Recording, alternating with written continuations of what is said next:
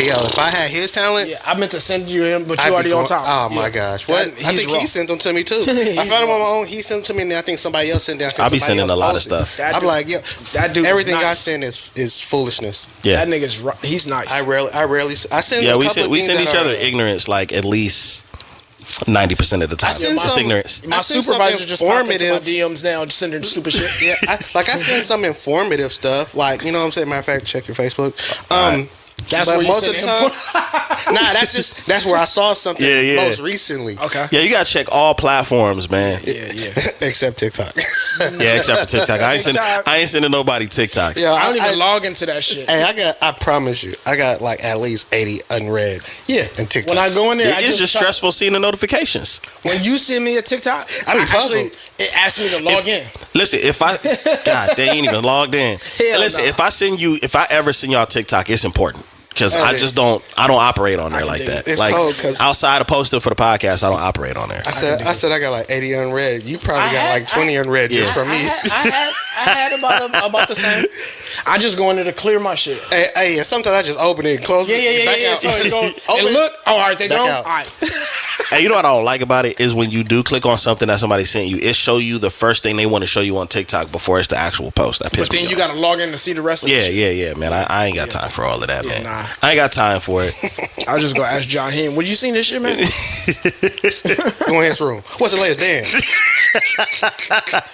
Are you doing like that? Nah, cause he be in the car. We'll be in the car and he'll be driving. We'll be driving. And then all of a sudden he go. What? What you over there he-heing about? Yeah, Bruh. Yeah, man. Not the Kanye laugh, the serious and then laugh again. For sure. That's crazy. Limit his data. Anyways. Yo. Screen time, nigga.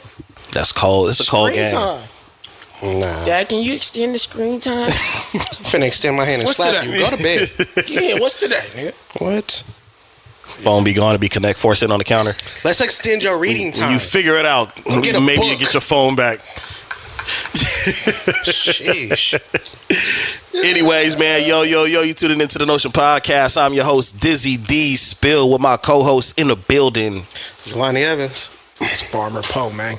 Man, it seems like y'all doing well, but I'm gonna ask how y'all doing. I'm blessed. I'm doing extremely well this month, man. I ain't gonna lie to you. That's what's up, man. In the last 2 weeks, I've been doing extremely well. All right, for sure. That's what's up, man. I did a whole budget. Okay. Like I wrote like personal finance budget and then trying to follow that savings, budget, expenses. There you go. Dog.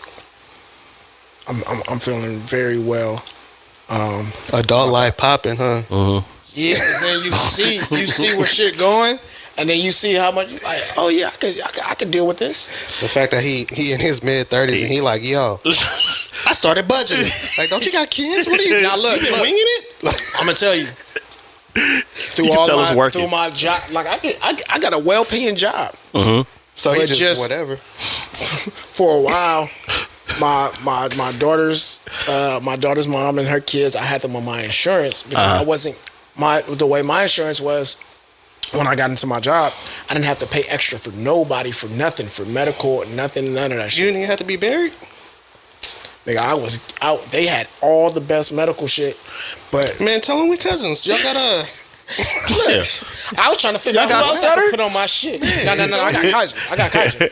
Our perfect one right around Kaiser. Yeah. And I live across the street from Kaiser. Mm-hmm. So, but when we did carpooling to appointments. With our union played us.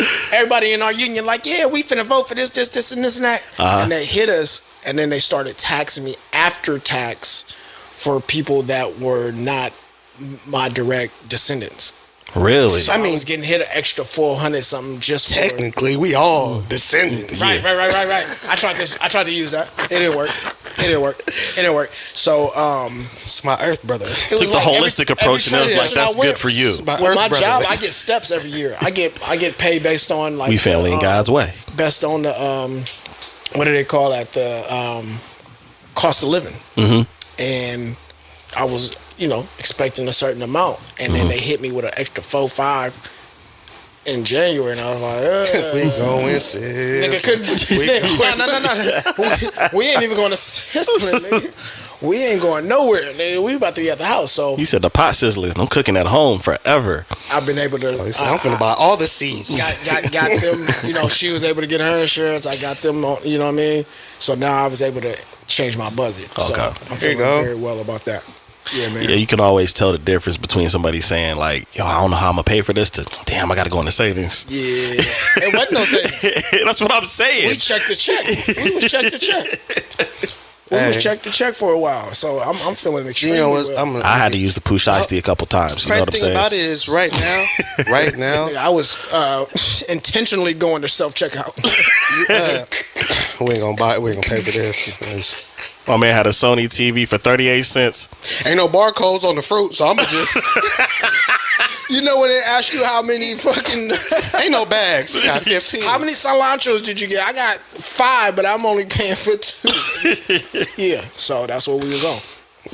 Yeah. Nah, but what I was gonna say is like right now, due to inflation and the economy and everything, a majority of people are living check to check. And and honestly, in this state, it's almost a blessing to be living check to check because finding employment, maintaining employment is difficult because the job market is trash and companies are shrinking due to the inflation. See, when it first started, it only affected us. Like, you know, now it's affecting businesses on a large scale. That's why so many businesses are laying people off and all of these things. So I mean, like, you know, it sounds horrible. Like living check to check. Like, bro, like you get a check, right?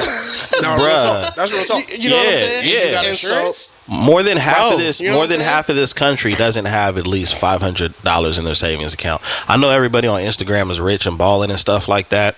You know what I mean? And you know everybody.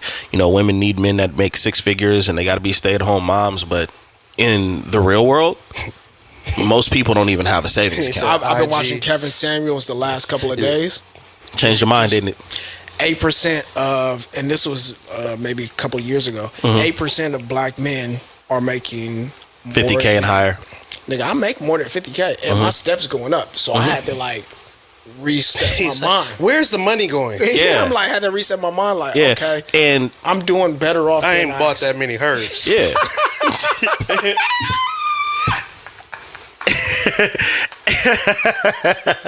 Hey, look, I be in the produce aisle, and they say eating healthier is cheaper. It's not. It's more expensive. It's cheaper to me in my eyes. You got a garden. All right, so on the same breath though, because I'm be honest, bro. I'm about to downgrade to apartment po.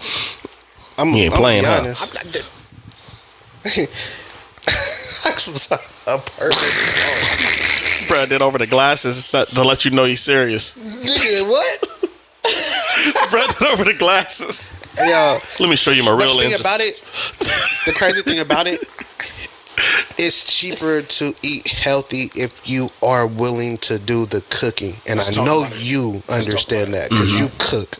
I cook, you cook. Right. So when you're going in there and you're buying the actual like produce and then the seasonings and then the actual herbs you might need, you know what I'm saying? And then we're talking about bouillon cubes or garlic paste or what, you know what I'm saying, or minced garlic, whatever else you might.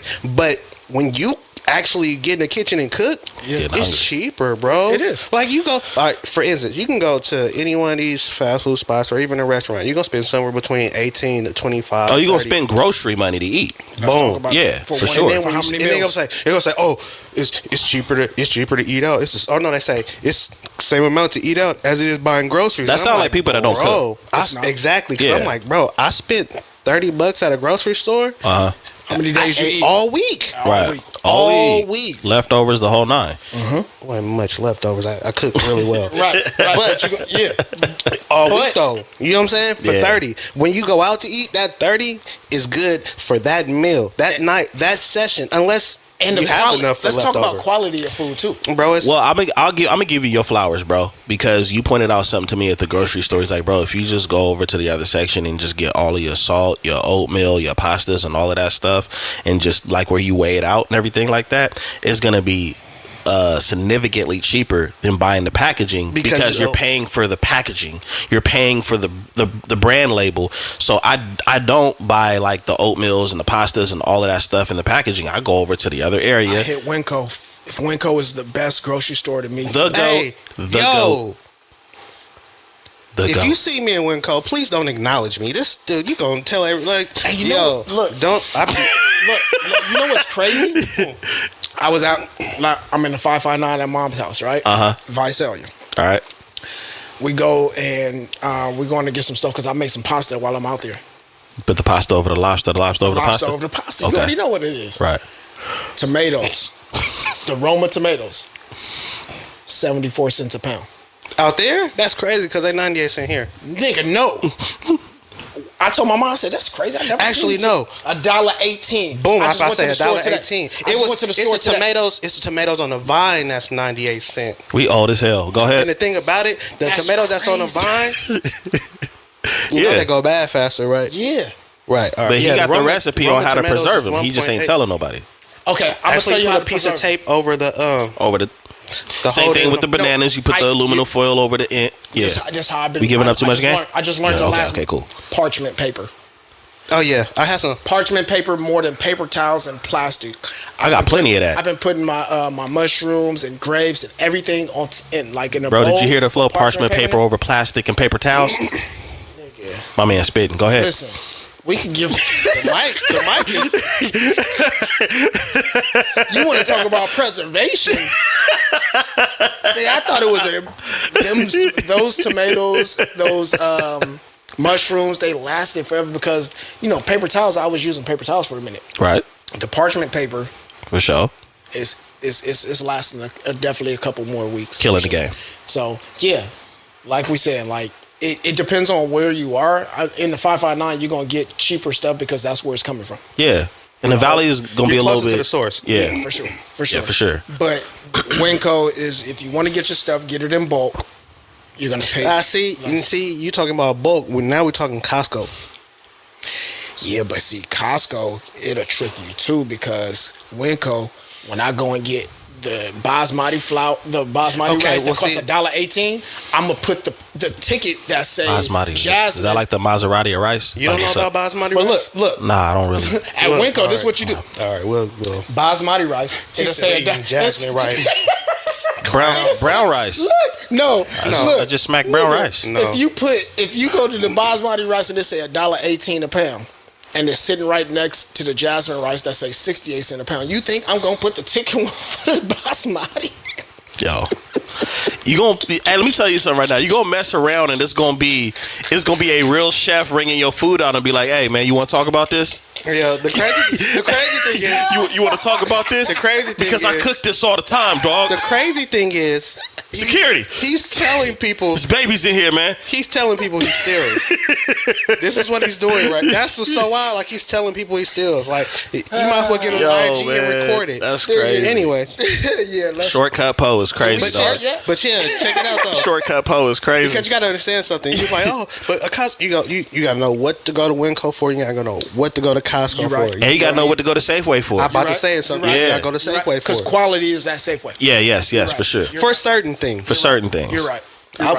You might want to stay away from the the meat section at Safeway. Oh yeah, I never. I don't even really eat meat, so y'all winning anyway. I don't know what I said. Well, I mean, on the same note, Safeway usually has some of the best smoked salmon.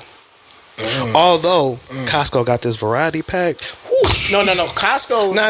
You laughing? Seafood. But I've never had dill smoked salmon until I went there and it changed my. Yeah. I'm just reflecting on my age right now, man, because I feel like 15 years ago we was talking crazy. We was talking so different now. Nah, because you could get a $5 the rotisserie chicken at $5 for Costco. Nigga, if I was homeless, nigga $5 for the rotisserie chicken for a whole chicken. Washed. Yeah. You right. You're right, because I'll buy those. I buy those when I make my kids chicken and rice and vegetable bowls and stuff like that. But so yeah, that's what I use. It shortens my cooking time. But you know what I mean. When you get older, That's what I'm reflecting on. I'm like, man, you place value on, dog, in your thought process. We was talking about, like, you gotta think, dog. Like 15 years ago, we was probably talking about shoes, and video games, and just being outside. I still am. No, but me and him used to have a conversation like, my nigga, we call each other like, hey man, I just got this new thing from Pier 1 Imports. Bro, I got the Hex Clad pots, man. Bro, let me tell you something, dog. I remember when he got his wok. Cause he's the one that encouraged me to get one. Big brag. Do you see what I'm saying? Because as a kid, this is stainless steel. You know why? It come with the spoon. Nigga, we got toys to buy. He inspired you to get the wok because he kept bringing the rice, and you was like, "Yo, how'd you make it?" And he's like, "Get the wok." It's like you get the wok and it just comes together. Nigga, I got 3 type of woks. I got a stainless steel. I got a cast iron. You see what's going on here? Do you see what I'm saying? Hey, I got a non-stick. All my pots are non-stick. That's kind of how I roll. I got 3 different types of woks though. I hear what you saying. 15 minutes of exposure. And we ain't even started yet. Yeah, we ain't even started. We started. Yeah. If you was listening. If you want to get your grocery tips and save some money. Yeah. Right here. The Notion Podcast. All week. That's crazy. All week. Our topics ain't got nothing to do with. That's the intro for y'all. Yeah. Mm-hmm. That was a crazy intro. Yo, get to know us.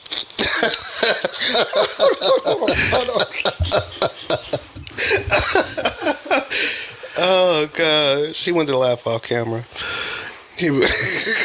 Bruh, the madness is mad. That was crazy. That was a good intro. Yo, so let's get into it.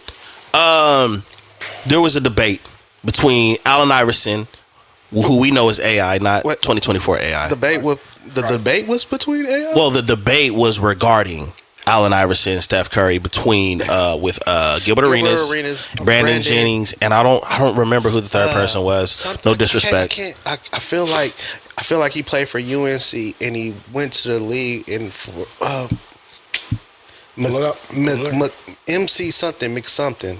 I can't remember it. Yeah. It wasn't Al Jefferson though, but it was somebody. I can't remember this dude's name. Yeah, bro. My bad, man, for not remembering. Gilbert be having some crazy takes. I respect. He has a lot of crazy takes. I respect his opinion. You know what though? I'm gonna tell you this though.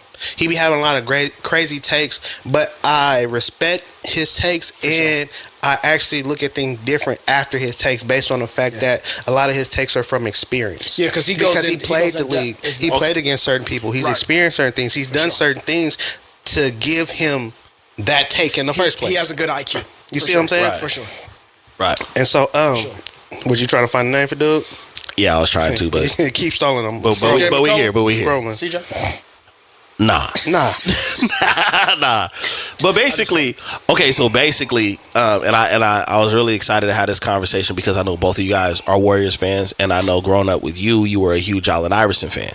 For sure. So basically, the debate sparked when Gilbert says, can you take Allen Iverson and put him on the championship Warriors team and substitute him instead of Steph Curry? Does he still win 4 championships? Brandon Jennings said no. Wait, before you start. His name is McCants. Y'all remember McCants? No, I don't. You don't? I don't. That's crazy. I didn't watch college.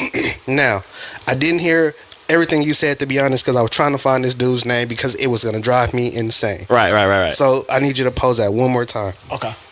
So basically, Gilbert Arenas says, if you take Allen Iverson, the 76ers NBA Finals, Allen Iverson, and you put him on the Warriors, that championship Warriors team, without Steph Curry, but with all the other role players there, right? Does Allen Iverson win 4 championships? No. Not 4. Nope. He wins. He wins some championships. He gets at least 1 ring. The amount of points that he would score is not going to compare to Steph. Okay. That's the difference to me, is because inside the paint, him and Steph, I think they do almost comparable things. Steph in the paint is nice. This is the thing, though. Outside the paint, like in perimeter, no comparison. This is the thing, right? Look at their styles of play. And Steph Curry is a better scorer because he can shoot. For sure. From long range. Yep. He is more efficient because Allen Iverson took a lot more shots to get the points that he got. Yep. Now, to his defense, his team was trash. Yes. So he didn't really have an option of being able to pass it to anybody, really. Right. Like when he had Dikembe Mutombo, it was at the end of Mutombo's. Yeah, by that time, this finger had arthritis. He wasn't throwing much of anything. So that's true, though. There's that. Yeah, that's true. And he didn't really have anybody that he could delegate, you know what I'm saying, get it off to, like, for sure. Eric Snow was there, but Eric Snow was average. Not consistent. He was an average role player. He was like a Rick Fox to the Lakers. He was an average role player, you feel me? And so when you look at that, it's just like Allen Iverson had to do a lot more to get where he got. So if you put him on a roster where he has a supporting cast role player, people who can shoot, and if you're solely focused on Iverson and he can dish it off to a Klay Thomas, or he can say, Draymond, you bring the ball up and I'm going to run around, and when I get open, you hit me. You feel me? It takes a lot of pressure off and it allows other people to score. So of course, if you put Allen Iverson on Steph Curry's Warrior team, for sure, of course he's going to get at least a ring. Yes. He took a trash team to the finals, didn't he win one game against the Lakers? Yes. Okay. And this is the Shaq and Kobe Lakers. Yes. This was my statement that I made in the comic section of this podcast. I said, is it me, or has the 76ers not made it to the NBA finals since Allen Iverson? I don't think they have. They almost. And then somebody responded to me. Somebody responded to me and said, I don't even think they've made it to like the Eastern Conference. I think they did. You know what I mean? I'm not sure about that. I'm not sure about that. They almost got it. Yeah. They were almost. So they didn't get to the Eastern Conference. They almost did. So I think that shows right there the dominance in Allen Iverson for that to be the case, right? Because before it's kind of why I felt like the trophy should have been a little bit bigger. Or not the trophy, the statue should have been a little bit bigger. But I thought so, but everybody else, in comparison to everyone else? Yeah, in comparison to everyone else. Not that was the... Yeah. So I feel like his statue should have been a little bit bigger because of that. I feel you on that because, like I said, Steph and Iverson in the paint, they can move and play. They similar heights, similar styles of getting into the paint and scoring. Outside of the perimeter, there's no comparison. Well, yeah, of course, but Gilbert Arenas is... There's certain things that you can say about AI that, like, so... You had to put 5 people on Allen Iverson, Both of them are fast, right? Yes, for sure. Steph Curry is elusive. Allen Iverson is quick. For sure. And that makes a difference. See, Curry gets the ball and he comes up and he's gonna get around you, right? Fast, right. But it's Iverson's gonna blow past you. Yes. Right. And then you have to try to catch up to him. Yes. Right. For sure. You see what I'm saying? Yep. Now, as far as in the style of play, they're different, but the endurance and moving around and never stopping when they're on the court, they both operate like that. They both are always moving. You know what I'm saying? They both require you to put a lot of attention and defense on them. The only difference is you might visually be watching Curry while you're on your man. With AI, you're either getting ready to double team and then he's gone, or you're the other man up because you know the double team's probably not going to work. Yep. Where's your man at? In the corner somewhere. They're not going to pass to Eric Snow. Right. No. And I think that's what would have been impactful if he had a team like the Warriors, because now I can dish it out to Klay. Sure. Or I can dish it to Draymond, you know what I mean, or Iggy, or whatever, you know what I mean. And I believe Allen Iverson gets at minimum 3 rings if he's on the Golden State Warriors. I'm gonna say 2. Okay, why you say 2? I'm gonna just say 2, just because 3 is mighty close to getting 4. 2, I believe he gets 4. I just said at minimum he gets 3 with the Warriors team. With the Warriors team. What year? All the years that they won. Nope. Okay. So this is the whole thing. If the layout is the same as it was for AI, as it was for Curry, then he gets at least 2. I'm gonna say 2. And I say at least 2 because 2 of those rings came with KD. Yes. Right. That's what I was coming from. That last ring that they got was solely dependent upon Stephen Curry and him carrying, and in some cases dragging the team to the finish line. Klay was falling off. You understand what I'm saying? Klay was falling off. And Draymond was already starting to show signs of age. Yes. You see what I'm saying?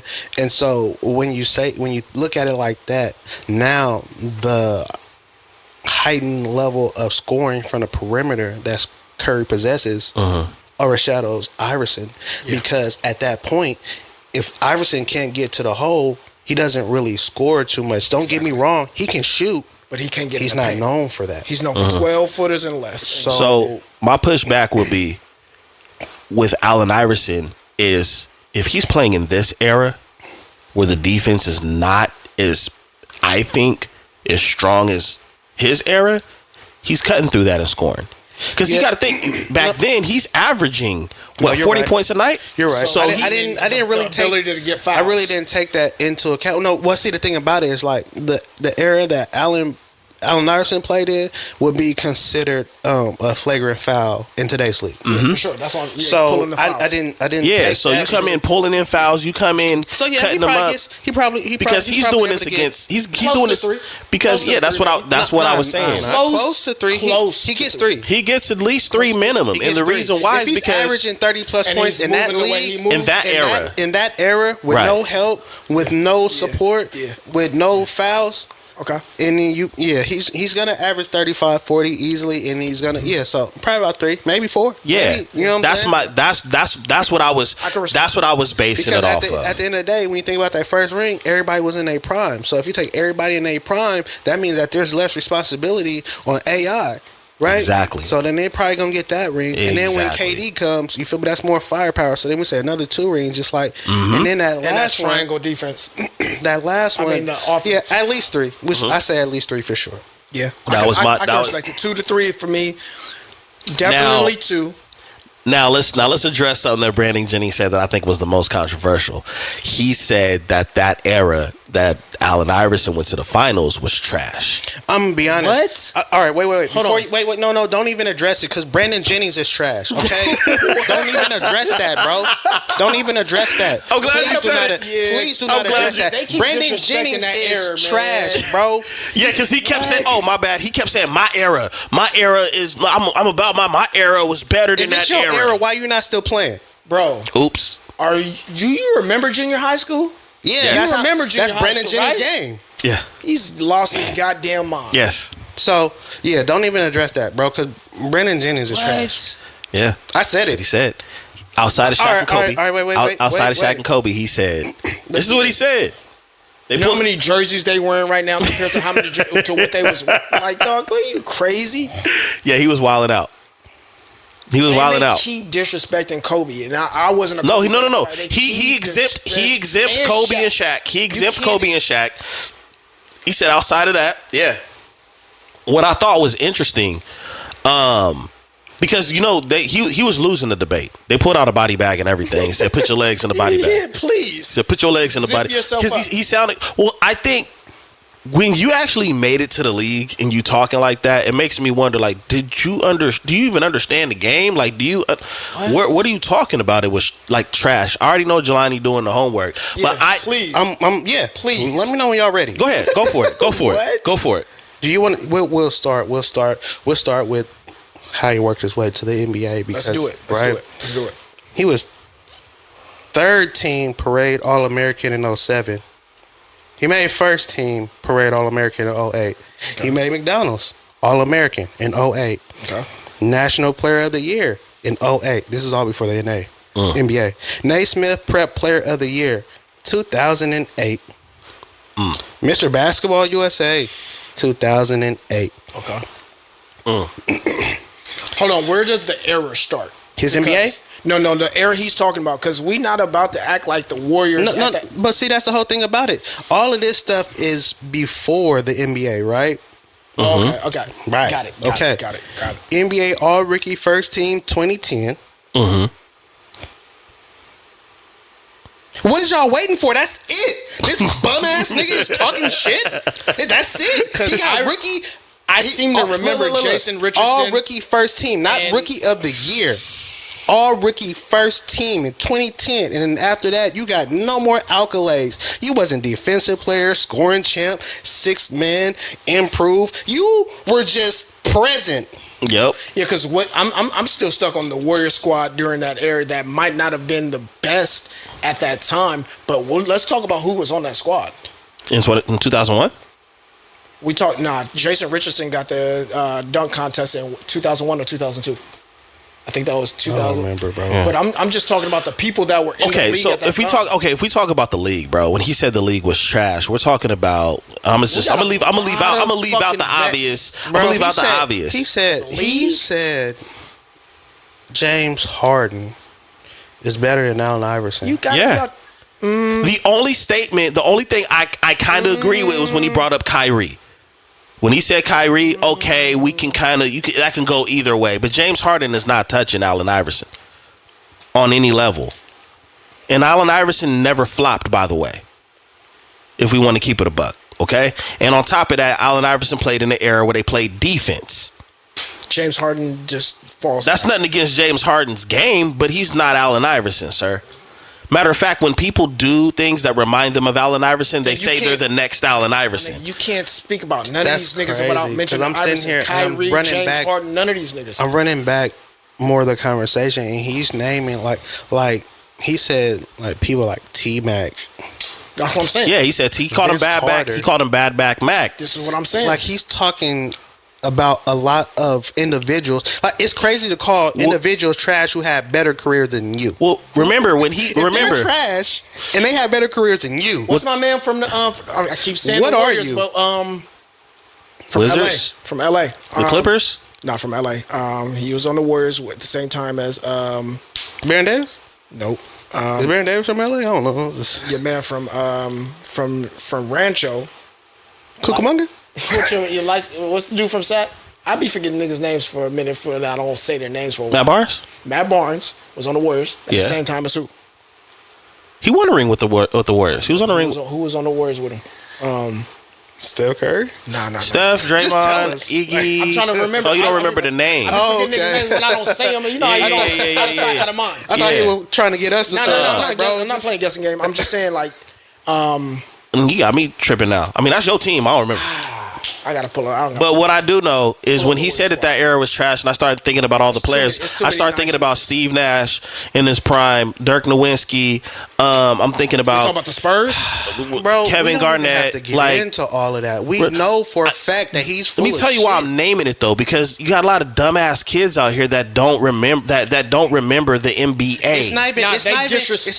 In a disrespect. It's not even that they don't remember. They don't know. They don't care about history. The research is. Think about how crazy. No, it's not. Think about the rap game. Think about the rap game. That's right? true too. And I say it does. I say the rap game because that's the most. That's the best example because you have so many public examples of these new artists talk about how they don't respect or I'm not gonna do this or I don't care about this or I don't know about that. Right. That energy is present among the youth regarding all history. And our generation never did that. Yeah, and that's I think that's what I'm getting at because we had OGs and we were shown things and we were given a certain respect and understanding of things. But we actually witnessed, I remember watching Jordan play.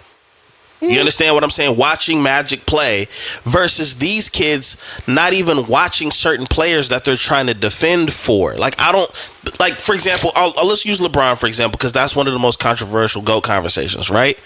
Some of these people debating for LeBron probably didn't watch LeBron play a whole lot like that. Unless it was the finals. Right. You understand? Where that's the only thing on. Right. But we actually were watching games as kids. So when we're defending the 90s era, you guys got to remember, we were not adults in the 90s.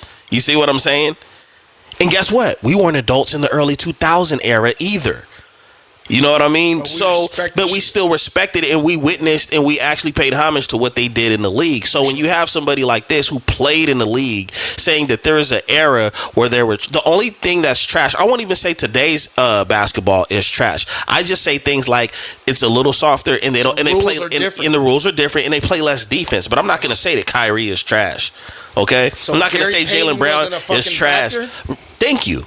The glove? Sean Kemp wasn't a fucking factor? Every team in the 90s, and I don't want to stay on the 90s because that was an argument. Every team in the 90s was worth watching because it was some superstars there. Everybody's saying the 90s. Bro, he didn't get into the league until 2010.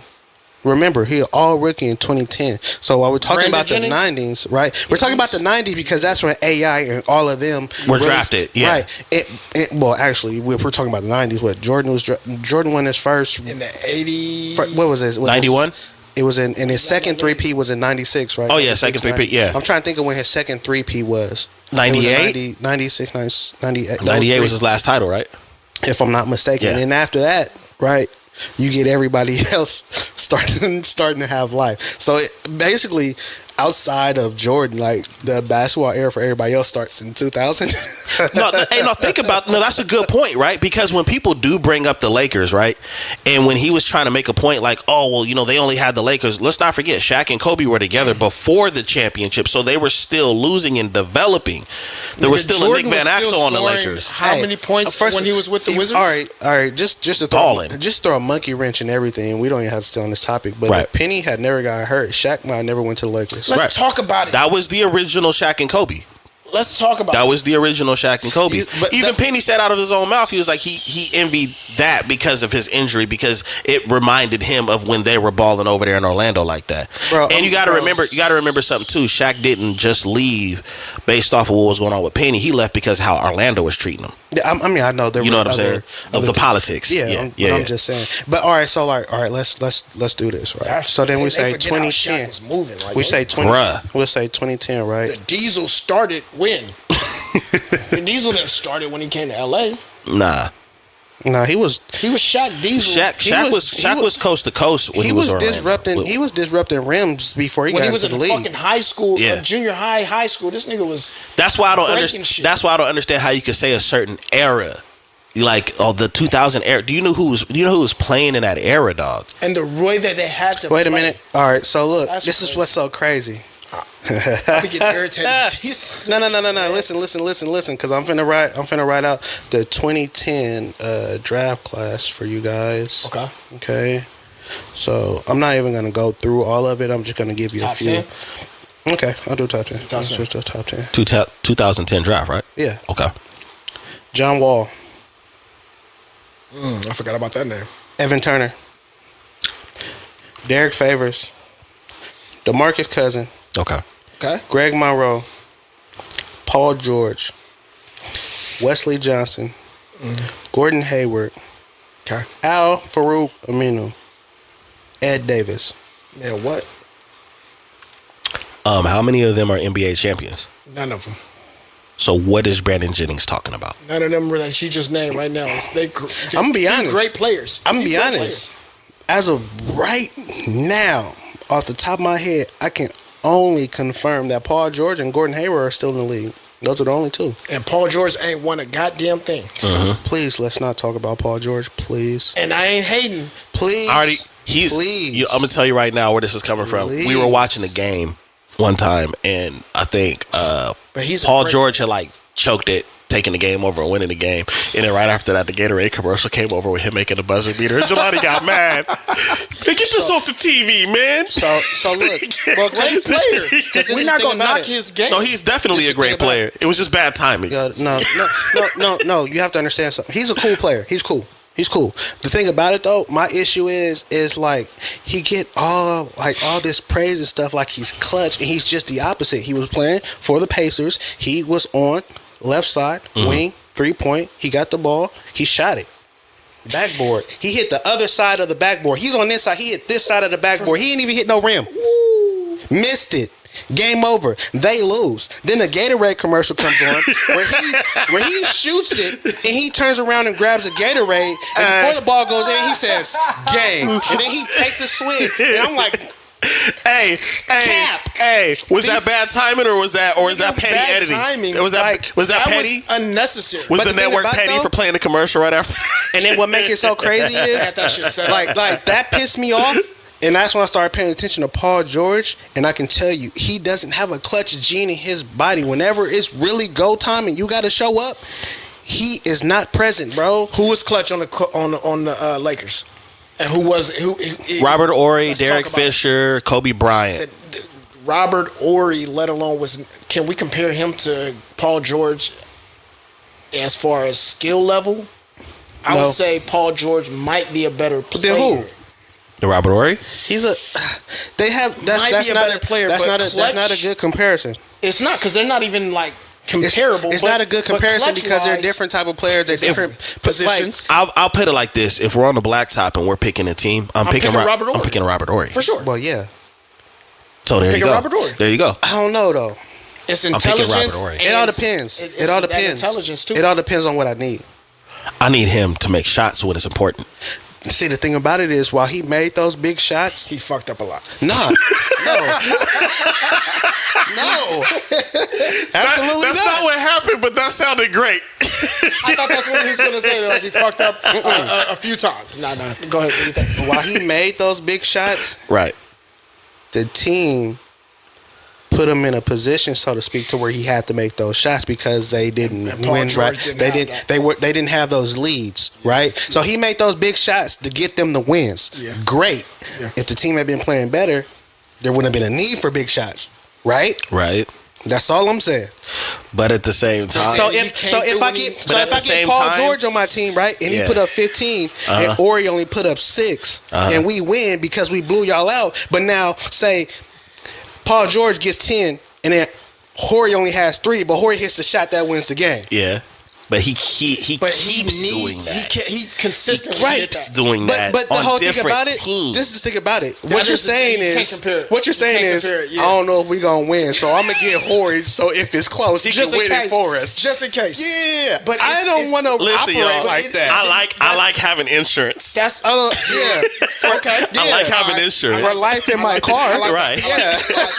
I like that. I like having it. Well, here's the thing about Robert Horry that I think that could separate him from anybody because I see where you're saying the skill level, right? Mm-hmm. Robert Horry was the player you did not want to see with the ball in the fourth quarter. For sure. You see what I'm saying? Versus if Paul George has the ball, the most disrespectful thing is going to happen. Remember when you in grade school? Remember in grade school when the certain person had a ball, they'd be like, "Nah, watch out, leave him open. Pull up. Nah, don't guard him."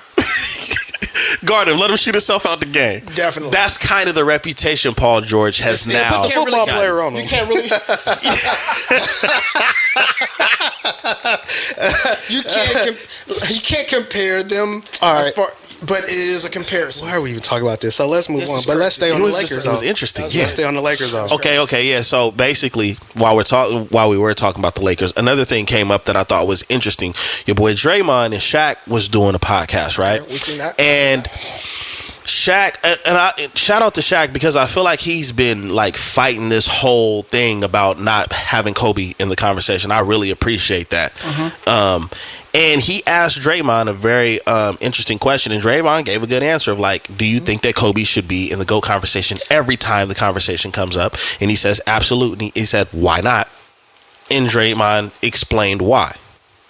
And basically, I can't say exactly what he said word for word because I just don't have a memory like that. Basically, at the time that Kobe was scoring by himself and going crazy, the team wasn't doing as well. Mm-hmm. But LeBron started making his name at that same time. But at the same time, I get what he was saying. Mm-hmm. But I don't agree with that. Yeah, that's a lie. Because LeBron wasn't making his name, wasn't doing shit. The thing about it is this. He wasn't doing shit at that time. I mean, so this is what it is. Comparable. Right? This is what it is. A lot of people hold a lot against Kobe because they're like, he wouldn't have won those rings without Shaq. And I understand that. No. I understand that, and I agree with that. But guess what? Shaq don't win them rings without Kobe. Nigga, Kobe was the nigga. Like, you don't know. It don't even too, bro. They don't win the rings without each other. It's a team sport, bro. Period. Point blank. Just like Jordan don't get all the rings without Scottie and Rodman. Let's talk about it. You think Curry got 4 wings without Clay or and Draymond? Dre? Nope. Stop it. It's a team sport. You need other players who can step up and support or take over when you can. It needs to be a 1-2 punch at least. Yes. So yes. At minimum, still to this day in the league, you need a 1-2 punch. So yes, Kobe don't get the ring without Shaq, but Shaq don't get his rings without Kobe. But man, with that all being Kobe said, was doing by himself was going crazy. But and that's all fine and dandy. He's supposed to do that. But the issue is, while he was putting up the numbers, his team was not winning. And in the midst of that, there was this whole King LeBron craze. And he was getting that King James title before he got drafted. Overshadowed just because it didn't overshadow. It just drew more attention because you wanted to see what the hype was about. Right. You can't overshadow Kobe putting up 80 points. For these niggas who talking about it, like the new era, to them, the way LeBron's allure, it overshadows them to what Kobe was really doing in his respect. Because they wasn't paying attention. That nigga was going crazy. So you see what I'm saying? No, I definitely agree. I'm loving all of this because I'm a diehard Kobe fan. Yeah, I'm loving the King, all of this. LeBron, the next this, the next that. So of course everybody wants to see what he's gonna do, and they're watching and they're paying attention because Kobe's doing this, but Kobe been doing that. He's next, so we got to see what he's gonna do. Right. So I get it, but at the end of the day, bro. Jordan, Kobe, Shaq. That's and check this out. And that's my top 3, right? And that top 3 can be debatable on who you like, your preference, how you're building your team. Yeah. Right? The crazy thing about it is, if I were to go with a 4th, I might say Wilt Chamberlain. You thought it's gonna be LeBron? It's not, because LeBron doesn't have that assassin, blackout, dominate gene. He doesn't have it. Look what LeBron had to do, because they're talking about what Kobe was missing, right? So we talking about Kobe not having the teammates. I gotta say it. We're not really even talking about the teammates. We're just talking about. But what did LeBron have to do to even should Kobe be in GOAT talk or not? That's sure. Yes, that's the focus. Yes, mandatory. And here's something that I want to say that a lot of people, because now we live in an era where people, like, every page and every fan creates a stat that wasn't a stat 20, 30 years ago, right? Yeah. And I'll say this. Kobe and Shaq both did something that Jordan and Pippen never did. Won a championship without each other. And Kobe did it twice without Shaq. So when people say if it wasn't for Shaq, I get it. Those first 3 titles, that three-peat does not happen without Shaq. It does not happen without Kobe. But let's not forget, the following season after Shaq left, he won a championship with the Heat with Dwayne Wade. Kobe went 7 seasons without making the playoffs and then he still turned around and won his 4th and 5th ring. And LeBron tried to follow suit with it, going to Miami. And here's the other thing. Let's not forget that Miami team, because there's no hate against LeBron. LeBron is the best all-around player the NBA has ever seen. Okay? He can play all 5 positions. But we'll say this also about LeBron James. Don't forget, when they went to the Heat and it was dancing like Jabberwockies and all that other stuff, right? Did they win that first year? Nope. Who beat them? The Dallas Mavericks. Man, who cares? Why are we talking about LeBron? This is about Kobe. Stop talking about LeBron. No, the reason. No, listen. This is why I'm doing it, because I'm a fan of Kobe Bryant. The reason why I'm doing it is because I need to expose all of these things that you keep trying to discredit Kobe for. Yeah, they got to stop that shit. So I'm bringing LeBron up while he wears the Laker jersey. And he wore the Miami jersey with Shaq. Right. So my point is, when you guys try to keep Kobe out of the conversation because of certain things, and then you try to bring LeBron in and say this is why we're choosing LeBron over Kobe, well, let's start exposing certain things that LeBron has done that you guys failed to mention, because LeBron has been to the championship 10 times. Man. So look, that's crazy. There's only that's crazy. one stat that really matters. I don't care about any of the other ones, because while everybody's talking about the numbers and all of this stuff, those are individual stats. This is a team sport. We discussed that earlier. So we are talking about a team sport. I don't care what you do individually. As a team, what have you guys done? What have you done for your team and your franchise? Thank you, sir. That matters to me. Thank you, sir. Curry, And I'm going to say Curry because if you bring LeBron into the debate talking about GOAT, I'm going to bring Curry into the debate talking about GOAT because Curry is the greatest shooter of all time. He's 4 of 6 in the championships while LeBron is what? They did break the Bulls record. With the same squad, right? Stayed with the same squad. And he's 4 of 10, right? In the championship. LeBron's 4 of 10, right? Kobe is 5 of 7, right? And Jordan is 6 and 0, right? And you play the game to win rings. You don't play for accolades and scoring champs. You play for rings, for a championship. Do you think anybody who is not in the finals right now is sitting at home saying, yeah, I got 6 men of the year, whatever? No, you play for rings. And Steph didn't ask you should have a winning record in the championships. Everybody say, oh my gosh, he's been 10 times. So win. Exactly. Yes, I'm getting loud because you're pissing me off. I'm with you. No, I'm with it. I'm talking to the partner on that. I'm looking right here. I'm with you on that shit. He hasn't won enough. Yes. And he had to go other places. How many other places? See, this is the whole thing about it. That's crazy. This is the whole thing about it. Recruiting, telling people you should come over here and play with me, that type of stuff, that's always happened in the league. Yes, Kobe did it. That's always happened in the league. Yes, it's always happened. Now, with that being said, leaving your team to join up with another team, that didn't used to happen. Because the thing about it is, when you played for a team, you know what you develop? A strong dislike, close to even a hatred for the other team and their players. Yes. The Lakers hated the Celtics. The Bulls hated the Pistons. Yep. The Spurs hated We would fight. Yes. There would be fights, okay? They didn't even become cool till after they was retired. Not at all. And so it's still now. It's still not. Some people still not. Yeah. Think about that. And now you turn on and you'll see LeBron and somebody from the other team, they got handshakes. That shit is crazy. Yeah. My brother. After the game, you want to go to dinner? Yep. Yeah, all right. Bro, when I step on that court, excuse my language, you can go fuck yourself. Yep. I'm trying to put up a triple-double. Yes, I'm trying to dog you out. Are you serious? I'm trying to put you on a poster. I'm straight as hell, but I want my nuts on your forehead. I'm ducking on somebody. What? No, that's the truth. That is the truth. That's what it was. That's what's lost. That's what's lost. All this camaraderie. Even the respect. Look at the respect that Kobe and Iverson had for each other. But look, when they were on the court, it's these war. Are two cats that were from Philly. It's war. I'm trying to take your head off when I go up for the shot. Kobe played for the 76ers. All right, so we're going to end it on this. Let's end it like this, right? Yeah, is Jordan a GOAT? Yes. Is Jordan a GOAT? Yes. Yes. Jordan is a GOAT. What's the closest thing we've seen to Jordan? Kobe Bryant. How many rings does Jordan have? 6. How many does Kobe have? 5. 4 or 5, okay. So if Jordan is the GOAT and Kobe is the closest thing we've seen to Jordan, that at least puts Kobe in the talk, in the debate. To me, he's second.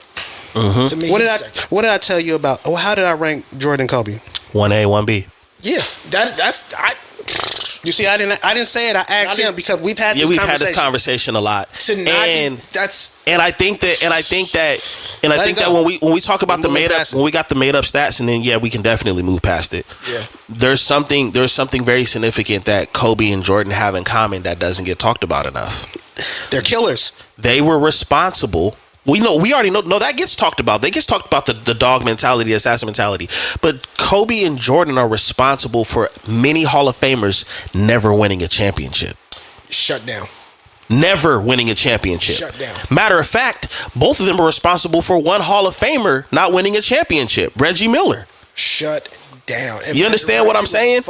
And he was a dog. We could say he was Steph Curry like when it came to the 3-point, right? Him and Ray Allen. Was all right. Him and Ray Allen. Him and Ray. He was all right. Ray better, a little bit better. But that's what I'm saying. You know what I mean? So I liked how Draymond tried to explain it from a popularity standpoint. But that ain't. I mean, no. See, the thing about it is, he wasn't asked his opinion. Initially, he was asked his opinion. Mm-hmm. He said, "Do you believe that Kobe should be in the GOAT talks?" He said, did absolutely. Agree. Yes, he did agree. Yeah. And he said, "So why isn't he?" And so then he gave the reasons why, not necessarily his. Yeah, he's saying from what he sees. I can see that. Yeah. I can see that. And I definitely give him credit for that. You can't say he belongs in a debate and then say that. Right. You see, it contradicts. Yeah, for sure. If he and I didn't take it like that's what he believed. I think he took it like that's what he's seen. That's what he's seeing. He sees a heavy bias. For sure. I can fuck with that. So yeah. Yeah, that was heartfelt. Well, we spent some on because yeah, man. But I we think like sports, of course, and I think that when we have those conversations, and even when we see those conversations, I think you can genuinely tell when people have those conversations the difference in who really loved and loves watching this shit versus who just wants to argue. Bro, basketball is my first love. Hey.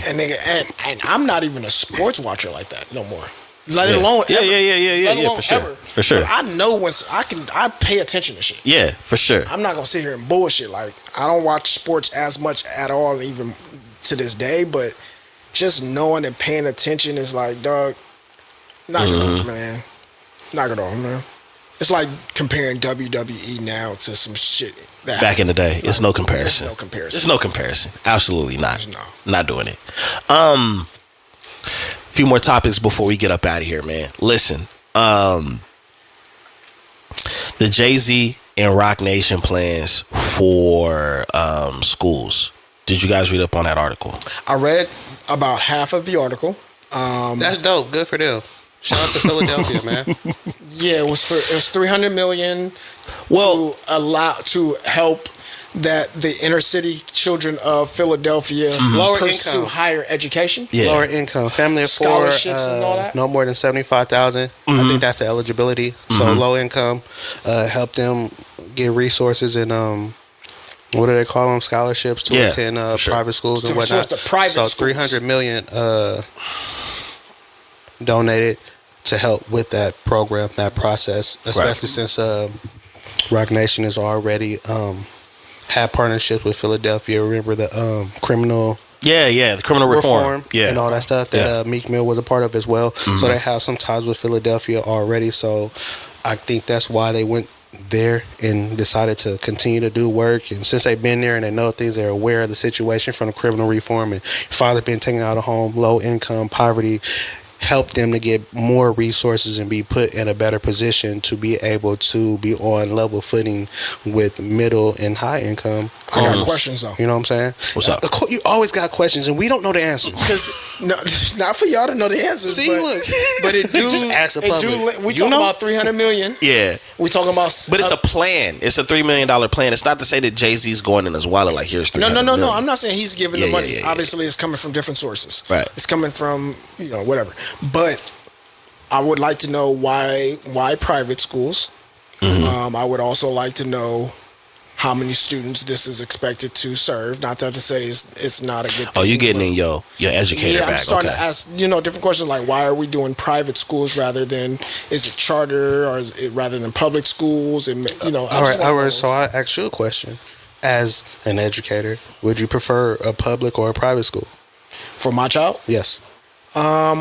Honestly, I guess it would depend on different factors. Okay. Public school for me, I've never experienced private school, right? So I don't know really like the ins and outs of private school. But you do understand that with private school there are certain things. Like, didn't you go to a private school? I did. Okay, so give us a couple of traits or things that you get from a private school that you don't get from a public. So when I went to private school, when I first went to private school, I did not want to go. It was all black private school. It was boys and girls. It was a country life school, so it was in Mississippi. They got kidnapped in Mississippi. Yeah, and I learned how to do a lot of mischievous, bad things going to this school because who I associated with. I had friends from Chicago, friends from New York, friends from Baltimore. Shout out to about the curriculum. You know what I'm saying? That's what I'm saying. Extracurricular. So keep shit private, nigga. Yeah, that's why. Yeah. So I did a lot of bad stuff that I did not do in public school, but that was just me being a teenager. That had nothing to do with the school. That's just you being associated with these kids. Because what I also did not understand while I was doing all of these bad stuff with these kids that were labeled as bad, all of these kids were on honor roll. Okay.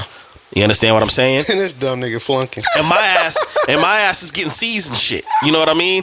But what ended up happening by me being able to go to a private school is I was exposed to things that a lot of public schools don't have. Like, because it was in the South and it's predominantly black, they were associated with these sororities and fraternities. So they had little brother programs and little sister programs of those things. And I joined one of them.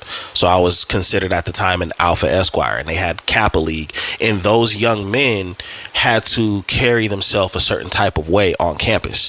And in order for those programs to stay legal on campus, you had to conduct yourself respectful. They required a lot of the kids to have manners in the way that they addressed adults. Yes, sir. Yes, ma'am. That school also looked good on your transcripts if you wanted to go to schools like Bethune-Cookman, which a lot of them went there, Southern Miss, Ole Miss, all of those, black colleges. You see what I'm saying? So they taught you manners. We wore uniforms. There was a respect for a lot of faculty members that are still there. Some of my classmates actually work there now as students. So there's a lifelong bond that you have with some of your teachers that you went to school with. Okay. Which some of my peers still have with them, but then there was a lifelong bond with some of the people that I went to school with as well that was also attended my wedding. You know what I mean? So for sure. And because it wasn't a whole bunch of students, it was probably around maybe 300, and I'm probably being generous. It was like a family environment. So there, you know what I mean? It was more of a family environment. So what I'm getting from that, right? Like, just listening to what you're saying, so mannerisms, things that help build character. For sure. You have more resources and more people pouring into you. With it not being as many people and it being smaller, you get more attention. For sure. You get more help. You see what I'm saying? All of these things play major roles in building up a person and building the confidence in them and instilling certain things in them to help them go further in life. And my speculation being on, I gotta also add, Philadelphia. I also gotta add with this school. Number one, there's a documentary on it on Hulu now. Oh, word. Number two, this school has been around over 100 years. It started out as a school for bad kids. Okay. Way back in the day. Okay. And it is now transformed into this great school with a lot of good resources. Plug the name. What's the name? Piney West Country Life School. Matter of fact, the choir actually sung for Obama at the White House when Obama was in office. Okay. So, just having that on your resume as a student, you know what I mean? It's completely evolved from when I went there as far as in the way things are done and obviously growing. But on top of what you were saying as far as in building character and all, absolutely. And then you think about that, right? Versus public school. Yes. Where there's a lot of things that the outside world did not have an influence on me. There's a control of the curriculum that you have. Like, think of a school like Sac High, right? It's a charter school, right? So I don't know if there's a difference between what you would categorize as public school and charter school, but I imagine there's some similarities between that because you have a control of the curriculum and what the students are expected of. At a charter school like Sac High, there's an expectation of character. There's an expectation of the way in which a charter school is like right under private in a sense. Right. I almost feel like charter school in a sense is kind of a type of private school in a sense, because isn't there certain requirements or eligibility to get into a charter school? Or can you just pay? And I think the private schools are more funded by those who are the Put parents. My kid in. The parents, and then a charter school may be funded by grants and things of that nature, where you have to write a grant and say this is what the money is utilized for. But like a private school, you say no, I'm a nigga. I'm here. But like in Philadelphia, I can imagine that there would be as far as the culture in Philadelphia, and the private schools, I think that there probably is more of a additional control of what the students are expected to learn and how they carry themselves, and already their potential religious influences are. If you really want to get down to the nitty gritty, I think that's a big reason why if and when I'm in the position to, I'll probably send my children to private, because I do want to have a say so in what type of things they're consuming and what's being brought to them and influence. You understand what I'm saying? And so the reason why I even thought this was a good conversation is because there's a lot of debatable things as far as in what celebrities are investing into and what they're doing. And you constantly hear, especially in the black community, as far as in, you know, what are you trying to contribute? Or, you know, these rappers, and hip hop alone has a stigma and has always had a stigma, but there's never really any light shined on things like, all right, we're going to try to donate to a cause where people are getting the education and the resources that they need in certain communities. And for those that don't know, it's rough in Philly. It's real bad in Philly. Culturally relevant curriculum as well. Yes. That's very, very, very, that's very all the type of stuff that you're going to get in public. I mean, in private and charter schools. Though, when you're in public schools, you get what they got, and that's the thing about what they feel like giving you. Especially since but that's the whole thing. Like, it's not, in a lot of cases, like, a lot of teachers really care about what they do, but but their support system is almost non-existent, and the pay sucks. So it's like, you saying, so I'm saying they give you what they got, and you're saying they might not give you anything. They might not have it to give. Right. For sure. Being burnt out, you know what I'm saying? Because being a public school teacher and dealing with, you said there were maybe 300 at the whole school. Think about a class of 30. Yeah. I got a question for you, Poe, because you've been involved with the school system for so long. And I feel like I might know the answer, but I might be wrong. Who's funding public schools? Who is funding public schools? Who funds public schools? The state. We as taxpayers. How is so many tax dollars, so much money from the state, or so many things coming to the state through taxes and all of these different things, and public schools are doing so bad?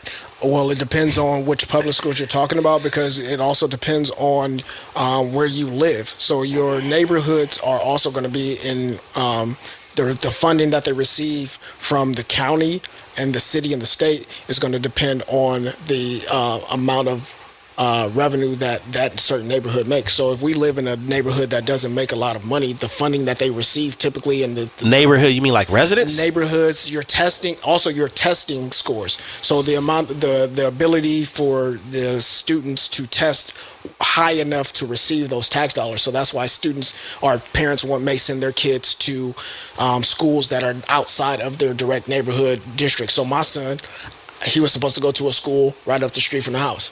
Even the school that was right next to our apartments at one point in time, I only sent him to one school that was directly in our neighborhood. I always sent him to a school that was outside of our area because of the income that we were making and the income in which the people in the neighborhood made. The testing scores were much lower. So that's one of the factors that goes into it, is you get funding for your school based on your test scores and how much the people in the neighborhood or in that district are making. So yeah, that's a huge factor. And the state is going to give you the money, but the city distributes it based on those factors. That's wild. Because you know what I've heard. Dr. Umar in that conversation? In what conversation? Was his school the Booker T. Washington, Marcus Garvey, Harriet Tubman Underground Railroad School? I don't think he's in that plan. I don't think he's in that plan at all. But you know what? I did think about that when I was reading the article, and I understood that it was that it was in Philly. Because his school isn't going to be in Philly. I don't think. I think it's actually Delaware. Yeah, it's going to be in Delaware. He said Delaware. So. Right. Like I said, I thought it was interesting, and I thought that number was very high as far as in being able to invest. And I look at the climate, you know what I'm saying? And I look at like the education system on top of the fact that like COVID or whatever has already set kids back. But seeing something like this, I know how controversial a lot of entertainers are as far as in just their stance on things, who they're affiliated with, and things that they've done in the past. And I'm hoping that, and I'm pretty sure there will be some good coming out of it, but I just think with all of the things that's going on in the world or even in entertainment, I did look at that like, okay, that's a big number. Usually you hear, somebody's going to donate like $2 million or whatever the case is, but when you're talking past $250 million, 300 million is a lot for one city. That's a lot, and I don't think that's a lot in a bad way. A certain demographic of students as well. That's a lot of money, and I don't know how it's going to be distributed, but that's a hefty amount of money, and is it? Yeah.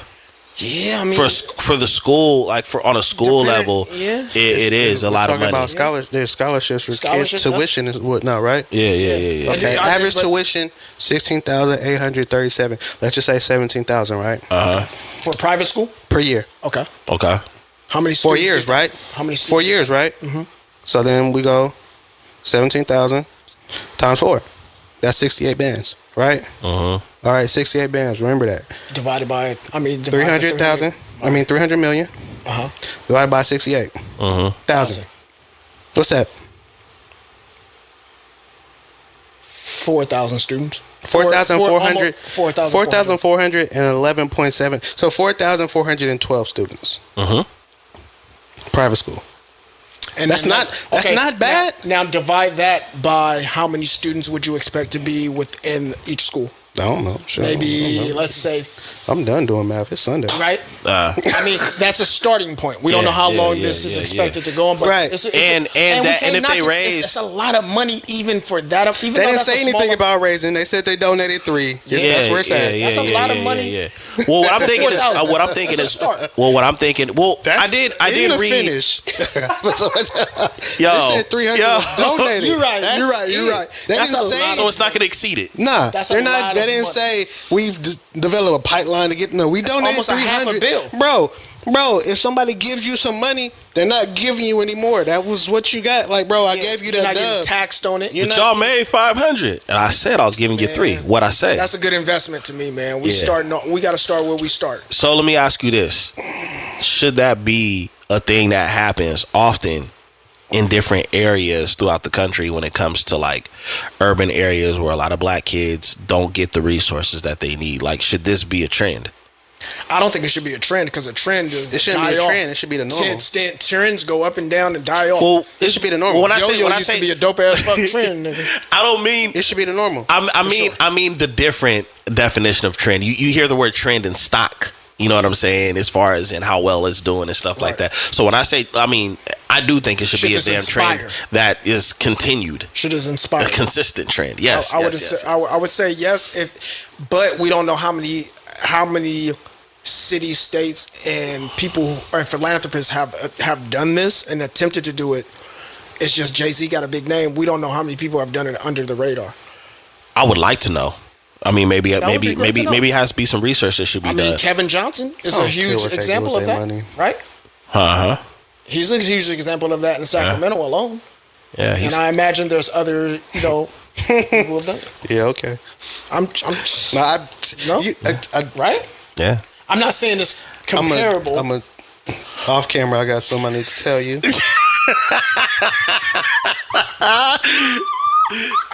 I'm just saying, because the thing about it is like, y'all know me. Yeah. I know people. Right. Yeah. I know people in some positions. I hear stories. I get information. So, bruh, it's wild. It's crazy. Yeah. You would never think. Anyway, moving on. Okay. Off camera, we're gonna learn more. I like seeing these things though, because we've been programmed from young kids to believe that politicians are the only hope when it comes to bettering your environment. Although politicians can make certain calls to make your neighborhoods better or worse because of their influences and the power that they have, right? For sure. But it does feel good to see like individuals that are not influenced from what we see by politics and politicians trying to make the adjustments, because I also remember Jay-Z getting involved with what was going on and stuff in Mississippi with the jails and the prisons and how terrible the prisons were and how unsanitary they were. Even in Brooklyn. Yeah.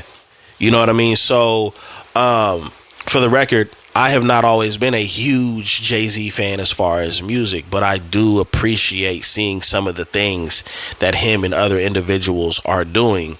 Because while we were talking a few weeks ago about the Kendrick Lamar and all this other stuff and the beef and who won the battle and things like that, there are individuals trying to do stuff in certain communities, and that is not talked about.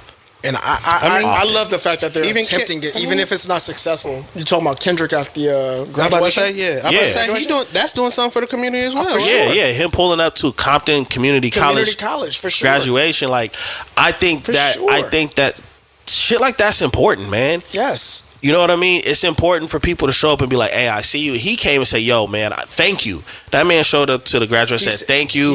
I appreciate you. Y'all might think that this degree that you're getting from a AA degree that you're getting is not as important as the other degrees that these students who are going to these 4-year private schools are as important.